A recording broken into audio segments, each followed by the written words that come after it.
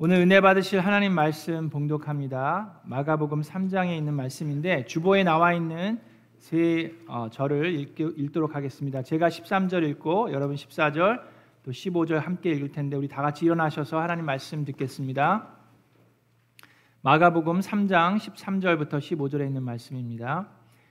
예수께서 산에 올라가셔서 원하시는 사람들을 부르시니 그들이 예수께로 나아왔다.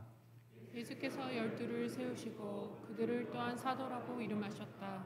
이것은 예수께서 그들을 자기와 함께 있게 하시고 또 그들을 내보내서 말씀을 전파하게 하시며 함께 읽겠습니다. 귀신을 쫓아내는 권능을 가지게 하시려는 것이었다. 아멘. 이것은 하나님의 말씀입니다.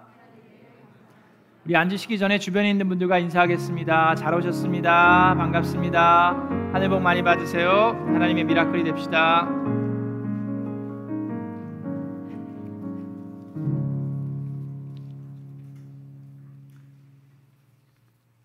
자, 여러분, 우리가 가정교회의 네 가지 기둥에 대해서 지금 나누고 있습니다.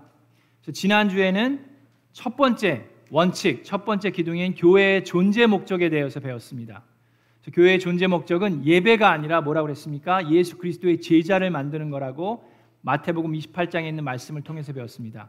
마태복음뿐만 아니라 마태, 마가, 누가, 요한, 사복음서뿐만 아니라 사도행전에도 예수님께서 마지막으로 하신 말씀이 바로 이 지상 대명령인데 그것은 가서 제자를 만들라는 말씀이었습니다. 그래서 제자를 만들기 위해서 우리가 할 수 있는 것을 예수님께서 말씀으로 가르쳐 주셨는데 그것이 세 가지입니다. 그것이 무엇입니까? 첫 번째는 가는 거라고 말씀했습니다. 이제 앞으로 여러분 보시면 이제 주보 안에 간지가 들어가 있습니다. 그래서 여러분 목장할 때도 그렇고 이 간지를 참고하시면서 말씀 요약하시면 되는데 간다는 것은 우리가 내려놓는다는 것을 얘기했습니다. 세 가지를 내려놓아야 되는데 우리의 시간과 우리의 사람과 우리의 돈을 내려놓아야 한다고 배웠습니다. 두 번째로 우리가 해야 되는 것은 침례를 준다는 것이었는데 침례를 준다는 것은 무엇입니까? 우리가 예수 그리스도와 함께 죽는다는 것을 의미했습니다. 그런데 많은 교인들이 그냥 발만 담그고 있으면 아니면 허리까지만 담그고 있으면 예수님의 제자가 될 수 없다라고 배웠습니다. 그래서 우리는 예수 그리스도와 함께 죽을 때에 예수 그리스도가 나의 삶 가운데 살아나실 수 있다라고 배웠습니다. 그것이 침례를 주는 것이고 세 번째가 가르쳐 지키게 하는 것이었습니다. 근데 그냥 가르쳐 지키게 하는 것이 아니라 예수 그리스도께서 분부한 모든 것을 가르쳐 지키게 하는 것이었습니다. 그냥 가르쳐 알게 하는 게 아니라 머릿속에 집어넣는 지식이 아니라 가르쳐 지키게 행하도록 실천하도록 그래서 말씀이 우리 삶 가운데 살아있을 수 있도록 하는 것이 제자를 만드는 방법이라고 지난주에 나누었습니다. 자, 오늘은 여러분 저를 보세요. 이제 오늘은 두 번째 기둥입니다. 두 번째 원칙인데 그것 또한 제자를 만드는 제자를 양육하는 방법인데 지난주에 배운 것은 우리에게 예수님께서 하신 말씀이고 제자를 이렇게 양육하라는 거였고 오늘 나누는 제자 양육의 방법은 바로 예수 그리스도께서 이 세상에 계실 때 하셨던 제자 양육 방법을 우리가 배워보도록 합니다. 자, 마가복음에 있는 말씀을 통해서 우리가 그걸 배울 텐데 첫 번째 예수님의 제자 훈련 방법은 다수가 아니라 소수였습니다. 예수님은 그 당시에 어떻게 보면 가장 유명한 사람으로 막 뜨고 있었어요. 막 여기저기 기적을 베푸시기 때문에 이곳 저곳에서 사람들이 몰려들기 시작했습니다. 그런데 예수님은 사람들이 몰려드는 것을 그렇게 선호하시지 않으셨어요.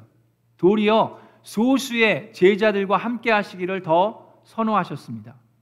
많은 무리들 앞에서 말씀도 전하셨죠. 5천 명을 먹이셨을 때 남자 어른들만 5천 명이었으니까 아이들과 또 여자분들을 다 합치면 2만 명이 넘었을 수도 있습니다. 많은 무리에게도 말씀을 가르치셨지만 많은 사람들이 몰려 들어오는 것을 선호하지 않으셨어요. 도리어 그것을 피하셨습니다. 그리고 12제자를 택하셨어요. 왜 그러셨을까요? 그 무리들은 무엇을 원했습니까? 예수 그리스도를 억지로 자기들의 왕으로 세우려고 했다고 말씀에 기록하고 있습니다. 요한복음 6장 15절에 예수께서는 사람들이 와서 억지로 자기를 모셔다가 왕으로 삼으려고 한다는 것을 아시고 혼자서 다시 산으로 물러가셨습니다. 근데 여러분 어떻게 보면 예수님이 좀 왕이 되셔가지고 그냥 이렇게 통치하시면서 다 하나님을 믿어라, 내가 메시아다, 그렇게 얘기하셨으면 좀 쉽게 더 많은 사람들이 예수님을 믿지 않았을까요? 다윗 왕처럼, 아니 뭐 나쁜 왕이 아니라 정말 훌륭하고 하나님이시니까 정말 훌륭한 왕으로서, 다윗 왕보다도 더 훌륭한 왕으로서, 솔로몬보다도 더 지혜로운 왕으로서 온 세계를 가장 강하고 가장 부유하고 가장 능력이 많은 왕으로서 다스리셨으면 그냥 사람들에게 믿어라 그러면 믿지 않았을까요? 믿을래 안 믿을래? 살래 안 죽을래? 그러셨으면 사람들이 그냥 믿지 않았을까요? 왜 그렇게 굳이 극소수의 사람을 택하셔서 그렇게 오랜 세월 동안 그렇게 고생을 해가면서 제자를 만드는 일을 예수님께서는 택하셨을까요? 생각해보면 예수님은 사람들로 하여금 복종을 원하신 것이 아니라 하나님을 의지하는 의존자가 되기를 원하셨다고 믿습니다. 여러분, 복종을 원하는 사람은 독재자입니다. 우리 노스 코리아처럼 김정일, 김일성, 김정은처럼 독재자입니다. 그런데 독재자들은 복종을 원하는데 그 아래에 있는 백성들은 결코, 독재자 밑에 있는 사람들은 결코 하나님의 그 거룩함과 그 정의를 경험할 수 없습니다. 하나님께서는 사람들로 하여금 하나님께 복종하기를 원하시는 것이 아니라 의존하기를 원하시는 줄로 믿습니다. 거기에는 차이가 있습니다. 존 스타트라는 목사님이 계신데 88세에 이제 천국으로 가셨는데 그분이 많은 책을 남겼는데 마지막으로 남긴 책이 제자도라는 책입니다. The Radical Disciple이라는 책인데 그 책에 8가지 제자도의 모습이 나옵니다. 그 중에 하나가 의존자입니다. 우리는 태어날 때부터 누군가에게 의지할 수밖에 없는 모습으로 태어났습니다. 여기 있는 그 누구도 태어날 때 본인이 스스로 살아갈 수 있는 능력을 가진 사람은 아무도 없습니다. 근데 바로 그 모습을 예수님께서 보여주셨습니다. 예수님께서 어린 갓난아이로 이 세상에 태어나셔서 하나님이셨음에도 불구하고 사람들에게 의존하는 의존자의 모습을 보여주셨습니다. 그리고 십자가에 못 박혀 돌아가실 때도 마찬가지셨습니다. 하나님의 아들이신 예수 그리스도께서도 그 모습을 보이셨는데 하물며 피조물인 우리들이 하나님을 의존하지 않고 살아갈 수 있습니까? 하나님을 의지하지 않고는 절대로 예수 그리스도의 제자가 될 수가 없습니다. 많은 사람들이 그럽니다. 교회에는 연약한 사람들이 가는 것 같다고. 힘이 없는 사람들, 연약한 사람들, 세상에서 그냥 그런 사람들이 모여서 하는 거라고. 연약하니까. 그렇지 않습니다. 유능하고 똑똑하고 성공하는 사람들도 교회에 있습니다. 그런데 그 사람들이 제자가 되려면 그들도 하나님을 의지하는 의존자가 되어야 합니다. 사도 바울이 그랬습니다. 사도 바울은 그 당시에 가장 유능한 사람이었어요. 가장 똑똑한 사람이었습니다. 근데 그가 예수 그리스도의 제자가 되기 위해서는 예수 그리스도가 그를 치셨습니다.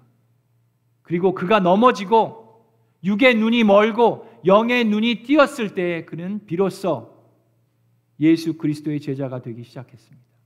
그는 고백합니다. 고린도후서 12장 9절에서 10절에 이렇게 고백합니다. 그리스도의 능력이 내게 머무르게 하기 위하여 나는 더욱더 기쁜 마음으로 내 무엇을요? 약점들을 자랑하려고 합니다. 그것은 내가 약할 그때에 오히려 내가 강하기 때문입니다. 그것이 사도 바울의 고백입니다.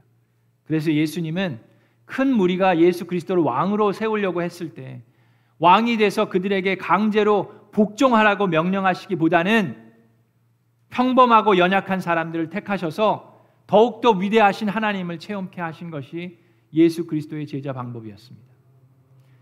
자, 예수님께서는 그래서 그 무리들을 흩으시고 그 무리들을 피하셔서 기도하시면서 12명의 사도들을, 제자들을 택하시는데 이 제자들을 택하시기 전에 먼저 밤을 새면서 기도하십니다.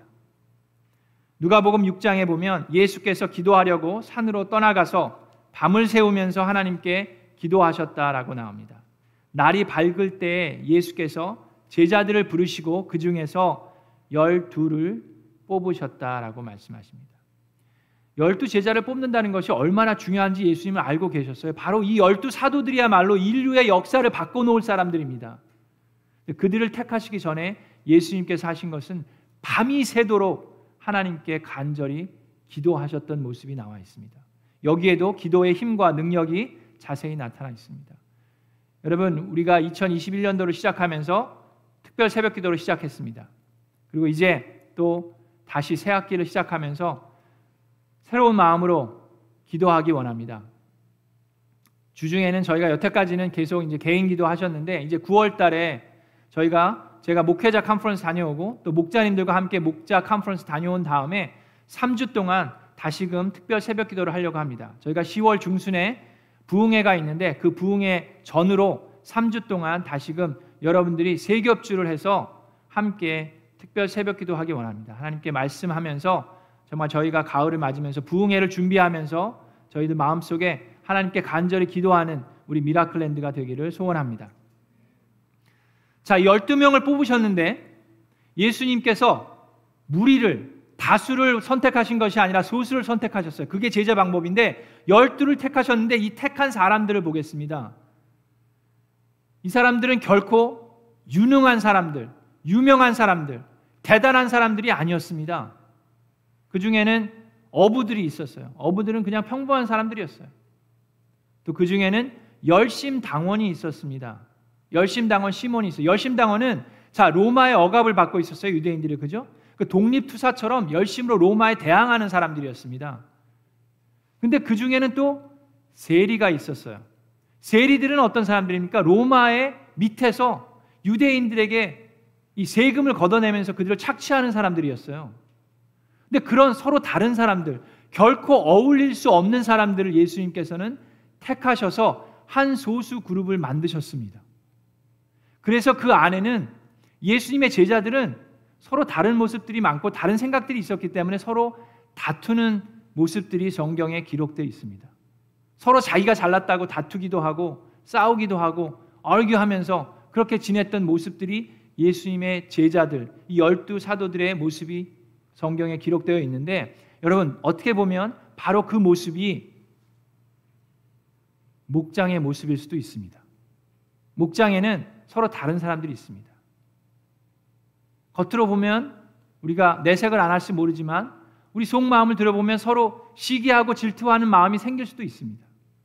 목자 목녀님의 사랑을 더 독차지하고 싶어서 시기하는 사람이 있을 수도 있고, 또 자기하고 의견이 다르기 때문에 그 사람을 좀 비하하고 또 자기의 의견을 너무 주장하면서 서로의 다툼이 있고 싸움이 생길 수도 있습니다. 자, 그럼에도 불구하고 예수님께서는 이 평범한 12명의 사람들을 택하셨습니다. 예수님께서는 그들의 이 모습을 아셨을 뿐만 아니라 그들의 불신과 그들의 배신을 다 알고 계셨음에도 불구하고 그들을 택하셨습니다. 그들을 섬겨주셨습니다. 요한복음 6장 64절에 이런 말씀이 있습니다. 처음부터, 언제부터요? 처음부터 예수께서는 믿지 않는 사람이 누구이며 또한 자기를 넘겨줄 사람이 누구인지를 알고 계셨던 것이다 라고 말씀하십니다.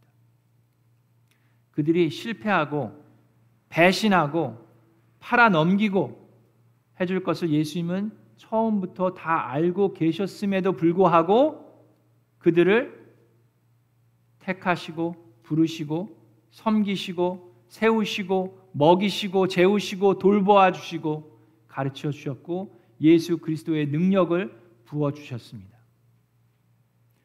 여러분, 가룟 유다도 예수님께서 12 제자들에게 하셨듯이 동일하게 대해 주셨습니다. 베드로도 3번 부인할 걸 알았지만 베드로의 발을 씻겨 주셨고, 은 30냥에 예수 그리스도를 팔아넘길 가룟 유다에게도 예수 그리스도의 능력을 부어주시고 파송하셨습니다. 그것이 예수 그리스도의 모습입니다. 여러분, 몰라서 속은 것이 아니라 알고 계셨음에도 그들을 섬겨주셨습니다. 그것이 목자의 삶입니다. 우리 죄인들이 모여서 서로 다투고 불평하고 시기하고 배신하고 상처를 주고받을 때에도 우리는 그것을 알고 있음에도 불구하고 그들을 세워주고 섬겨주고 먹여주고 재워주고 씻겨주며 그들에게 예수 그리스도의 능력이 더하기를 기도하는 것이 목자의 삶입니다. 예수님은 그들의 열매를 보고 맡기신 것이 아니라 그들의 연약함을 알고도 맡기셨습니다. 어느 직장에 취직할 때는 거기에 카테고리가 있잖아요. 할 수 있는 것이 있어야 됩니다. 이력서에는 경험이 있어야 돼요. 열매를 맺어본 경험이 있는지 봐야 합니다. 그런데 예수님이 제자를 만들 때에는 열매를 보신 것이 아니라 그들을 믿고 맡겨주셨습니다. 예수님께서 제자들을 보셨을 때요, 한 번도 12제자의 열매 맺는 정말로 예수 그리스도의 제자로서 살아가는 모습을 보신 적이 없습니다. 예수 그리스도가 12제자의 제자의 삶을 살고 있는 것을 보게 된 때는 예수님께서 이미 돌아가시고 승천하신 다음에 성령이 임하신 다음에 예수 그리스도의 제자들은 그제서야 정말로 제자도의 삶을 살기 시작했어요. 그 이전에 예수님과 함께 했을 때는 그들은 감이 없었습니다. 맨날 실수하고 실패하고 서로 싸우고 다투고 예수님을 배반하고 배신하고 그랬음에도 불구하고 예수님께서는 그들을 버리지 않으셨고 계속해서 그들에게 함께 하셨고 그들을 돌보셨던 그 모습이 바로 예수 그리스도의 제자의 모습입니다. 그것이 목장이고 그것이 목자입니다. 예수님께서 베드로의 발을 씻기셨을 때 어떤 마음이셨을까요? 예수님께서 가룟 유다와 함께 식사를 하시면서 가룟 유다에게 예수 그리스도의 권능을 주시고 보내시면서 어떤 마음이셨을까요? 저는 가룟 유다가 자살하지 않았다면 예수님께서 베드로를 회복시키셨듯이 회복시키셨으리라고 믿습니다. 그것이 예수 그리스도의 제자도의 모습입니다. 자, 여기서 마지막 또 예수님의 모습이 나와 있는데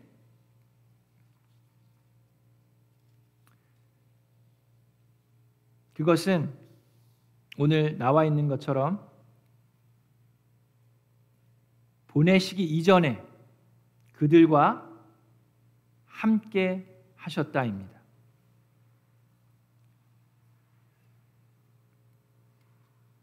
이 너무나도 평범한 말씀 같은데 이 말씀이 저를 다시금 무릎 꿇게 했습니다. 이것이 가정교회의 두 번째 기둥이고 두 번째 원칙입니다. 예수께서 그들을 자기와 함께 있게 하시고, 자, 그 큰 무리가 예수님께 달려드는데 예수님은 그들을 피하셨어요. 그리고 12명을 택하셨는데 평범한 사람들을 택하셨습니다. 서로 잘 어울리지도 못하는 사람들을 택하셨는데, 그리고 그 12명이 예수님과 함께 하시게 하셨습니다. 다른 사람들은 함께 하지 못했어요. 그냥 구경만 했지, 말씀만 들었지 함께 먹고 자며 생활할 수 없었습니다. 자, 이것이 왜 저를 무릎 꿇게 했습니까? 여러분, 목사로서 살아가면서 가장 힘든 것이 무엇인지 아십니까? 저는 어떻게 보면 목자님들도 이와 비슷하다고 생각을 하는데요. 목사로서 살아가는 것이 어떤 게 가장 힘들까요? 새벽 기도일까요? 새벽 기도, 새벽에 매일 나와서 무릎 꿇고 하나님께 기도하는 거 여러분 어렵습니다. 쉽지 않아요. 여러분 한 달, 두 달은 할 수 있어요. 여러분 누구든지 두 달, 세 달은 할 수 있습니다. 근데 끊이지 않고 평생 매일 뭐 아침형도 아니고 뭐 아침형이고 뭐 밤형이고 상관없이 새벽 기도 재단을 쌓는 것이 결코 쉽지 않습니다. 근데 그보다 더 어려운 것이 있습니다. 설교 준비하는 거 여러분 쉬울 것 같으세요? 지울 것 같다고 생각하시는 분은 안 해보신 분이에요. 집에서 거울 보고 한번 해보세요. 얼마나 힘든지. 일주일 내내 말씀 갖고 씨름하면서 써도 안 써져요. 미리미리 하면 좋겠죠. 미리미리 하고 싶지 않은 목사님은 없습니다. 설교하는 거 너무 힘들어요. 근데 그보다 더 힘든 게 있습니다. 그리고 그것을 바로 예수 그리스도께서 하셨어요. 여러분, 목회하면서 가장 힘든 것은요, 제가 설교하는 그 말씀대로 살아가지 못할 때 나에게 찾아오는 자멸감이 그 무엇보다도 가장 어렵습니다. 내가 선포하는 말씀대로 살아가지 못할 때 오는 자멸감. 그러면 무너집니다. 도망가고 싶고, 숨고 싶고, 포기하고 싶고, 내려놓고 싶고, 내가 어떻게? 라는 자멸감이 가장 큰 어려움입니다. 여러분, 목회자들이 왜 포장된 삶을 사는지 아십니까? 큰 목사님들일수록, 대형교회 목사님들일수록 어떻게 보면 너무나도 잘 포장되어 있습니다. 그것은 그 포장된 모습을 열어보면 많은 성도님들이 실망하고 시험에 들까 봐 두려워서 그러는 모습이 많이 있습니다. 근데 예수님은 포장 없이 예수 그리스도의 모습을 제자들과 함께 그대로 나누셨습니다. 그리고 12 제자들은 실망하지 않았고 시험에 빠지지 않았습니다. 여러분, 목자 목녀로 살아가시면서 무엇이 제일 힘드십니까? 매주 음식 하시는 거 힘드시죠? 그거 너무 힘들 것 같아요. 매주 다른 음식 준비하는 거 안 해본 사람 모를 거예요. 또 우리 교회 보니까 목자 목녀님 댁에서 자주 모여요. 목원들 집에서 거의 안 모이고 목자님들 댁에서만 모이는데 매주 청소하고 자기의 집을 노출하고 자기의 삶을 노출하는 거 어려우시죠? 그런데 여러분도 혹시 그거보다 더 어려운 것이 나 때문에 나의 노출을 통해서 나의 목원들이 시험에 들고 그들이 나를 원망하고 실망할 때 오는 자멸감 아닙니까? 여러분, 저는 그래서 목사들보다 목자님들이 정말로 천국 가서 받으실 상급이 훨씬 더 크다고 믿습니다. 여러분들은 여러분들의 삶을 그대로 다 노출합니다. 예수 그리스도의 모습처럼. 그러다 보니까 목원들이 실망할 때도 있고 시험에 빠질 때도 있습니다. 여러분, 그래서 저도 그렇고 여러분도 그렇고 우리는 하나님을 의지하는 의존자가 되어야 합니다. 내가 포기하고 싶을 때, 내가 도망가고 싶을 때, 내가 무언데 나는 할 수 없다라고 얘기할 때, 바로 그때 예수 그리스도께 달려가야 합니다. 그래서 우리는 기도해야 합니다. 요나 같은 기도가 아니라 죽는 것이 사는 것보다 낫습니다라는 그런 기도가 아니라 사도 바울의 기도처럼 내게 사는 것도 그리스도니 죽는 것도 유익합니다 라는 고백의 기도를 하는 저와 여러분 되기를 주님의 이름으로 축원합니다. 주님, 저희 연약함을 아시는 주님, 나의 삶이 예수 그리스도의 삶이 되기를 원한다고 말로는 하면서 아직도 내 삶 가운데서도 내려놓지 못하는, 렛고 하지 못하는 나의 시간, 나의 사람, 나의 돈을 내려놓지 못하는 이 죄인을 주님 용서하여 주시옵소서. 나의 연약함을 아시면서도 나를 포기하지 않으시는 하나님을 찬양합니다. 수제자로 여겼던 베드로가 3번이나 예수님을 부인하는 것을 알고 계셨음에도 그의 발을 깨끗이 씻기셨던 예수 그리스도, 단돈 은 30냥에 예수 그리스도를 팔아넘기는 그런 파렴치한 가룟 유다를 예수 그리스도의 능력을 부으시고 파송하셨던 그 예수 그리스도를 생각하면서 우리는 기도해야 합니다. 지식 전달이 아니라 능력 배양입니다. 교실 강의가 아니라 현장에서 실습을 보여주신 예수 그리스도입니다. 그냥 머리에 가르쳐서 제자를 만드신 것이 아니라 삶을 보여주셔서 제자를 만드셨습니다. 예수님은 본을 보여 배우도록 요한복음 13장 15절에 이렇게 말씀하십니다. 내가 너희에게 한 것과 같이 너희도 이렇게 하라고 내가 본을 보여준 것이다. 바울도 자기를 본받으라고 이야기합니다. 고린도전서 11장 1절에 내가 그리스도를 본받는 사람인 것과 같이 여러분은 나를 본받는 사람이 되십시오. 바로 이 고백이 저와 여러분의 고백이 되기를 간절히 기도합니다. 베드로도 장로들에게 본을 보이라고, 집사님들에게 본을 보이라고 말합니다. 여러분은 여러분이 맡은 사람들을 지배하려고 하지 말고 양떼의 모범이 되십시오라고 베드로전서 5장 3절에 말씀하십니다. 바울은 다시금 디도에게 모범이 되라고 디도서 2장 7절에 이렇게 얘기합니다. 그대는 모든 일에 선한 행실에 모범이 되십시오.